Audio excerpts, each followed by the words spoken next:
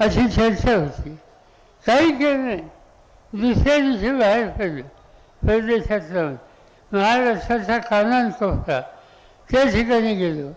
3 वर्ष अहोरात्र प्रयत्न केले आणि निवडणुकीला जे मला सोडून गेले त्यांच्याविरुद्ध नव्या पिढीचे उमेदवार उभे केले.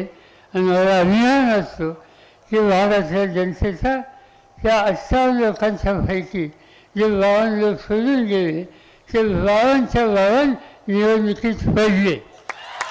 आणि हा माझा स्वतःचा अनुभव आहे. आणि असा हा अनुभव घेतल्याच्या नंतर आज महाराष्ट्र तालुक्यामध्ये इतके दिवस ज्यांनी साथ दिली म्हणतात त्यांचं काय करायचं? त्यांचं काय करायचं?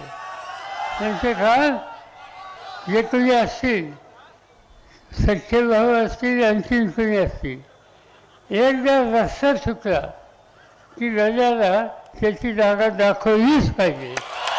आणि ती जागा दाखवायची असेल तर उद्याच्या निवडणुकीमध्ये साधं सुद्धा फाडायचं नाही, जोरात फाडायचं.